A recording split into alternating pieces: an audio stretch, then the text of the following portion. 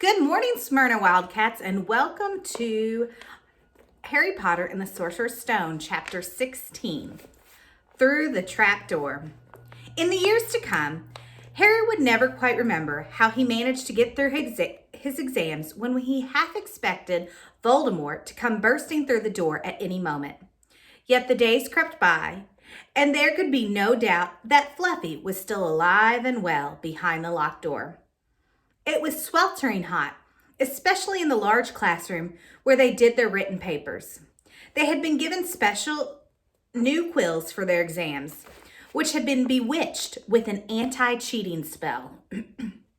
They had practical exams as well.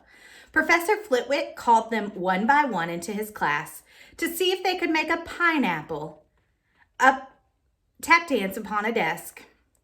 Professor McGonagall watched them turn a mouse into a snuff box. Points were given for how pretty the snuff box was, but taken away if it had whiskers. Snape made them all nervous, breathing down their neck while they tried to remember how to make a forgetfulness potion. Harry did the best he could, trying to ignore the stabbing pains in his forehead, which had been bothering him ever since his trip into the forest. Neville thought Harry had a bad case of exam nerves because Harry couldn't sleep. But the truth was that Harry kept being woken up by his old nightmares, except that it was now worse than ever because there was a hooded figure dripping blood in it. Maybe it was because they hadn't seen what Harry had seen in the forest, or because they didn't have scars burning across their foreheads. But Ron and Hermione didn't seem as worried about the stone as Harry. The idea of Voldemort certainly scared them, but he didn't keep visiting them in dreams. They were so busy with their studying, they didn't have much time to fret about what Snape or anyone else might be up to. Their very last exam was History of Magic. 1 hour of answering questions about batty old wizards who'd invested self-stirring cauldrons, and they'd be set free.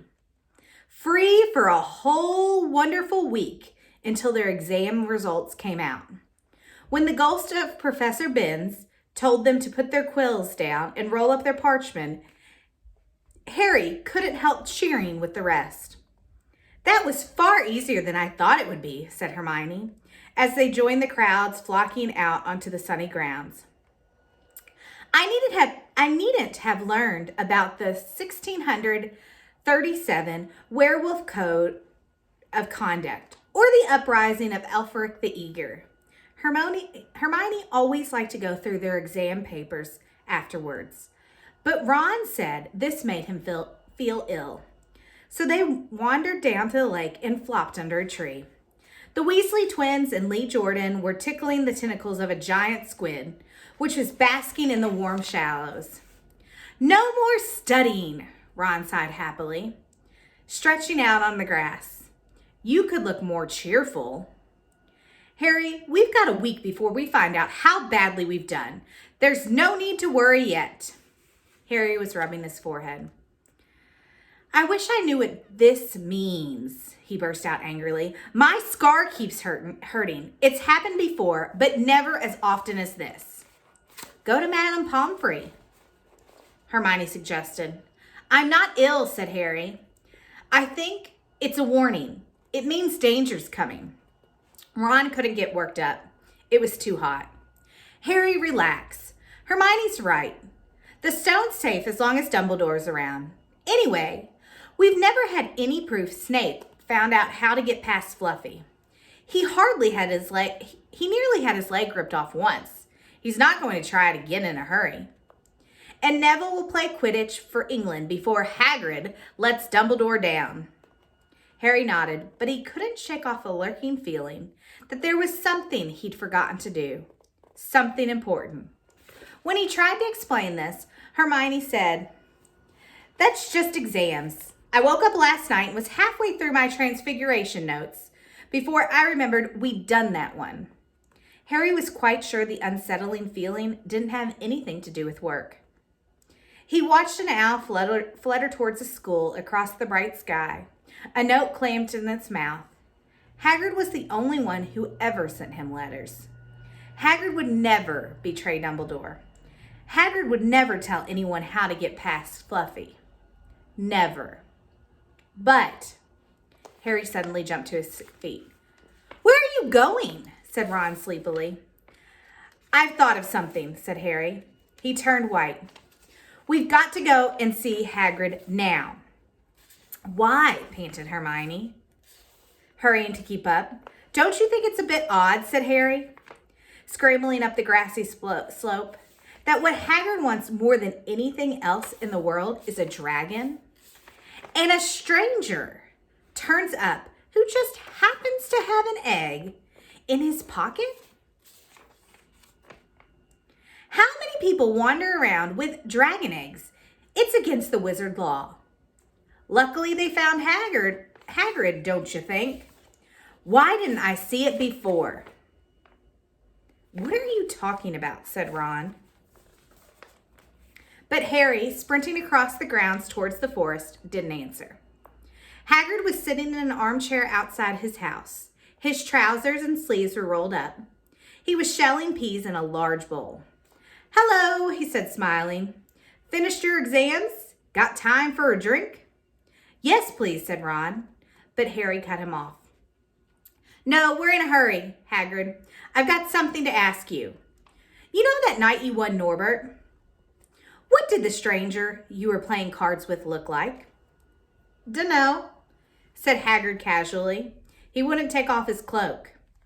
He saw the three of them look stunned and raised his eyebrows. "It's not that unusual. You get a lot of funny folks in the Hog's Head. That's the pub down in the village. Might have been a dragon dealer, might have been. I never saw his face. He kept his foot up." Harry sank down next to the bowl of peas. "What did you talk to him about, Hagrid? Did you mention Hogwarts at all?" "Might have come up," said Hagrid, frowning as he tried to remember.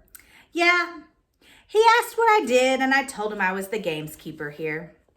He asked a bit about the sort of creatures I look after, so I told him.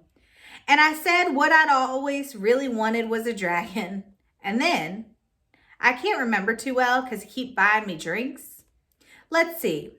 Yeah, then he said he had the dragon's egg and we could play cards for it if I wanted. But he had to be sure I could handle it. He didn't want it to go to any old home. So I told him after Fluffy, a dragon would be easy." "And did he? Did he seem interested in Fluffy?" Harry asked, trying to keep his voice calm. "Well, yeah. How many three-headed dogs do you meet ever, even around Hogwarts? So I told him Fluffy's a piece of cake, if you know how to calm him down. Just play him a bit of music and he'll go straight off to sleep."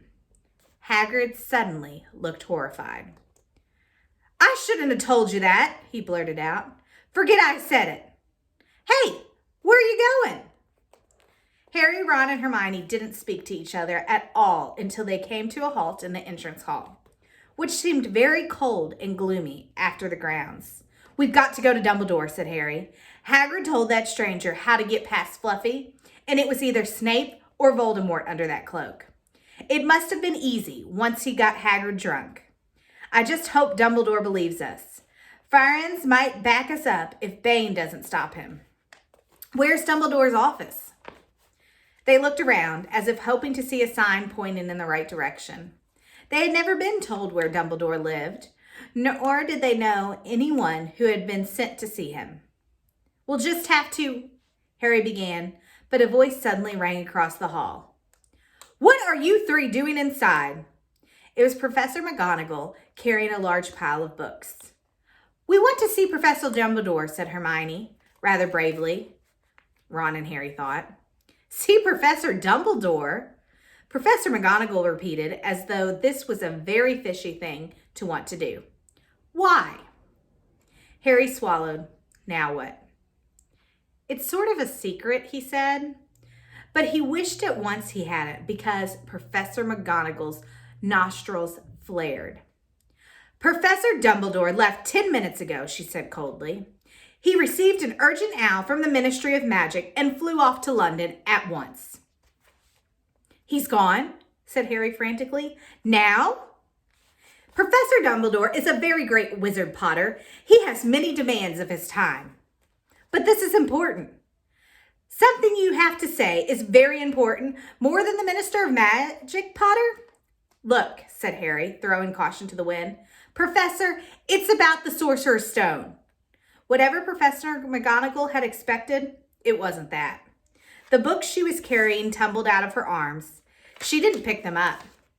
How do you know? She sputtered. Professor, I know that someone's going to try and steal the stone. I've got to talk to Professor Dumbledore. She eyed him with a mixture of shock and suspicion. Professor Dumbledore will be back tomorrow, she said finally. I don't know how you found out about the stone, but rest assured, no one can possibly steal it. It's too well protected. But Professor Potter, I know what I'm talking about, she said shortly. She bent down and gathered up the fallen books. I suggest you all go back outside and enjoy the sunshine. But they didn't. It's tonight, said Harry, once he was sure Professor McGonagall was out of earshot. Snape's going through the trapdoor tonight. He's found out everything he needs, and now he's got Dumbledore out of the way. He sent that note. I bet the Minister of Magic will get a real shock when Dumbledore turns up. But what can we... Hermione gasped. Harry and Ron wheeled around. Snape was standing there. Good afternoon, he said smoothly. They stared at him.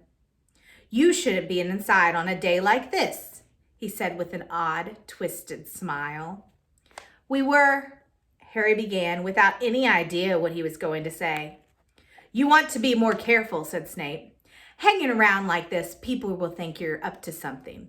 And Gryffindor can't really afford to lose any more points, can it?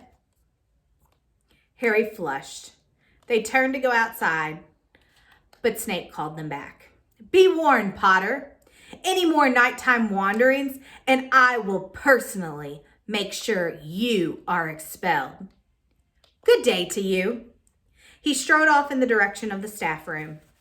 Out on the stone steps, Harry turned to the others. Right. Here's what we've got to do, he whispered urgently. One of us has got to keep an eye on Snape. Wait outside the staff room and follow him if he leaves it. Hermione, you'd better do that. Why me? It's obvious, said Ron. You can pretend to be waiting for Professor Flitwick, you know. He put on a high voice. Oh, Professor Flitwick, I'm so worried. I think I got question 14B wrong. Oh, shut up, said Hermione. But she agreed to go and watch out for Snape. And we'd better stay outside the third-floor corridor, Harry told Ron. Come on.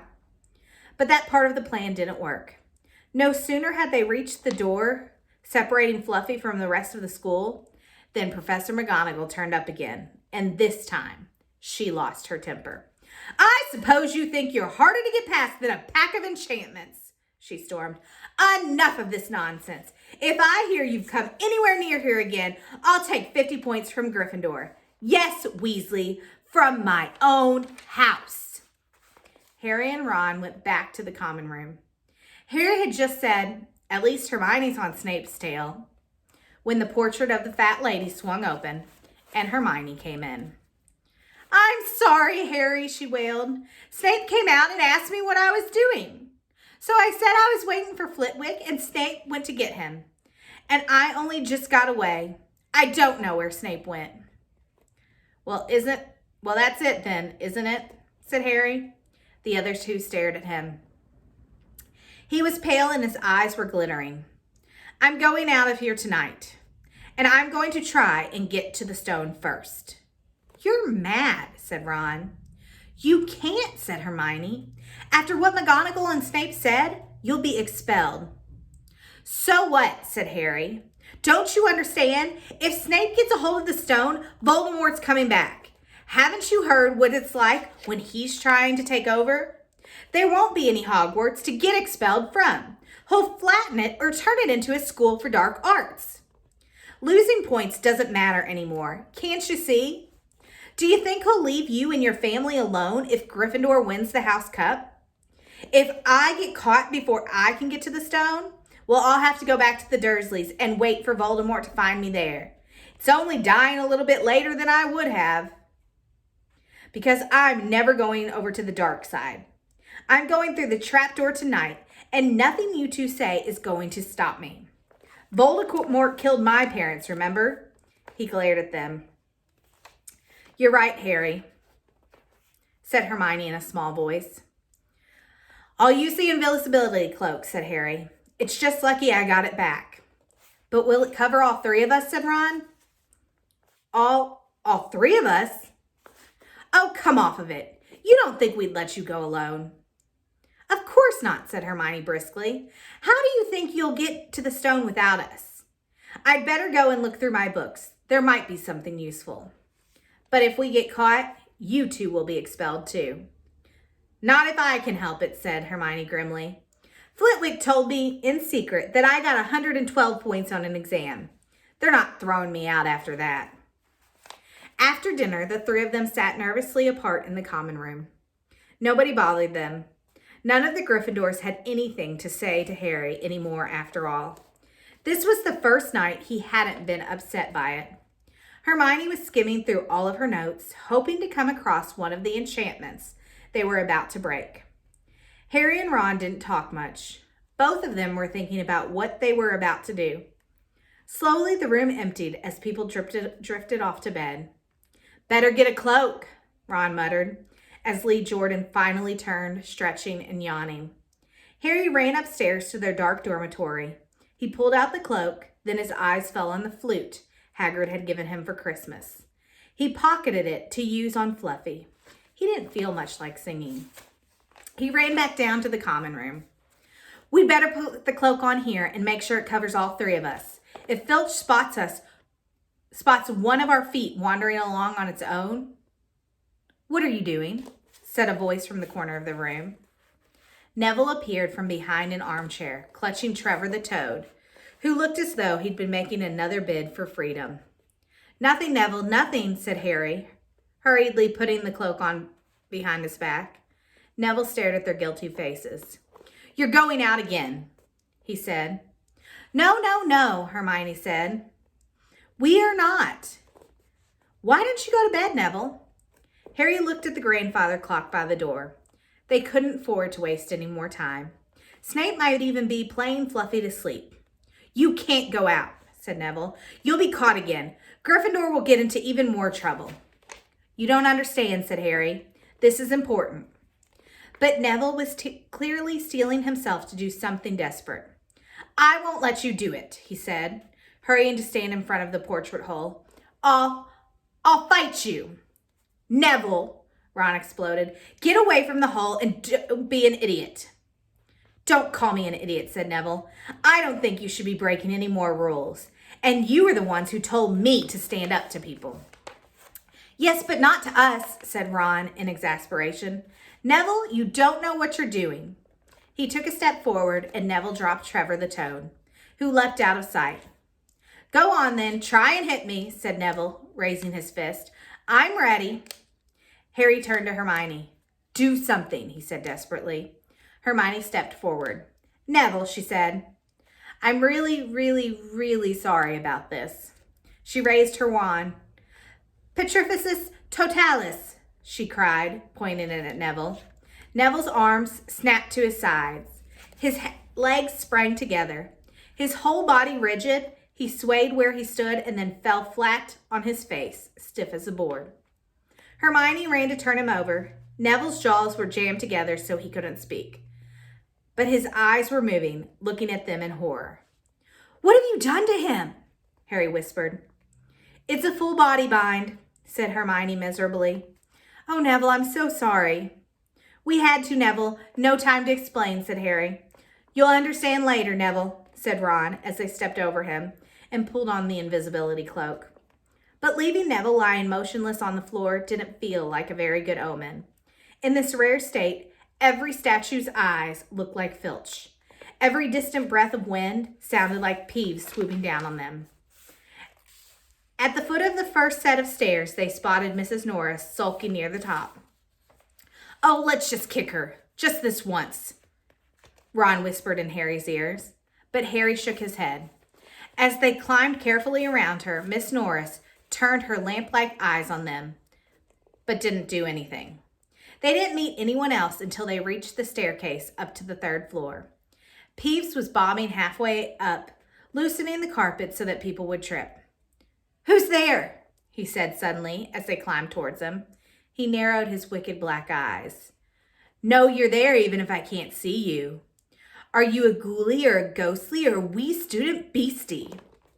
He rose up in the air and floated there, squinting at them. "Should I call Filch?" "I should, if something's a-creeping around unseen." Harry had a sudden idea. "Peeves," he said in a hoarse whisper, "the Bloody Baron has his own reasons for being invisible." Peeves almost fell out of the air in shock. He caught himself in time and hovered about a foot off the stairs. "Oh, sorry, your bloodiness, Mr. Baron, sir," he said greasily. My mistake. I didn't see you. Of course I didn't. You're invisible. Forgives old Peevesy his little joke, sir." "I have business here, Peeves," croaked Harry. "Stay away from this place tonight." "I will, sir. I most certainly will," said Peeves, rising up in the air again. "Hope your business goes well, Baron. I'll not bother you." And he scooted off. "Brilliant, Harry," whispered Ron. A few seconds later, they were there, outside the 3rd floor corridor, and the door was already ajar. "Well, there you are," Harry said quietly. "Snape's already got past Fluffy." Seeing the door open somehow seemed to impress upon all 3 of them what they were facing. Underneath the cloak, Harry turned to the other 2. "If you want to go back, I won't blame you," he said. "You can take the cloak. I won't need it now." "Don't be stupid," said Ron. "We're coming," said Hermione. Harry pushed the door open. As the door creaked, low rumbling growls met their ears. All 3 of the dogs' noses sniffed madly in their direction, even though it couldn't see them. "What's that at its feet?" Hermione whispered. "Looks like a harp," said Ron. "Snape must have left it there." It must wake up the moment you stop playing," said Harry. "Well, here goes." He put Hagrid's flute to his lips and blew. It wasn't really a tune, but from the first note, the beast's eyes began to droop. Harry hardly drew breath. Slowly, the dog's growl ceased. It tottered on its paws and fell to its knees. Then it slumped to the ground, fast asleep. "Keep playing," Ron warned Harry as they slipped out of the cloak and crept towards the trapdoor. They could feel the dog's hot, smelly breath as they approached the giant heads. "I think we'll be able to pull the door open," said Ron, peering over the dog's back. "Want to go first, Hermione?" "No, I don't." "All right." Ron gritted his teeth and stepped carefully over the dog's legs. He bent and pulled the ring of the trap door, which swung open. "What can you see?" Hermione said anxiously. "Nothing, just black. There's no way of climbing down. We'll just have to drop." Harry, who was still playing the flute, waved at Ron to get his attention and pointed to himself. "You want to go first?" "Are you sure?" said Ron. "I don't know how deep this thing goes. Give the flute to Hermione so she can keep him asleep." Harry handed the flute over. In the few seconds' silence, the dog growled and twitched. But the moment Hermione began to play, it fell back into deep sleep. Harry climbed over it and looked down through the trapdoor. There was no sign of the bottom. He lowered himself through the hole until he was hanging on by his fingertips. Then he looked up at Ron and said, "If anything happens to me, don't follow. Go straight to the Owlery and send Hedwig to Dumbledore. Right?" "Right," said Ron. "See you in a minute, I hope." And Harry let go. Damp, cold air rushed past him as he fell. Down, down, down, and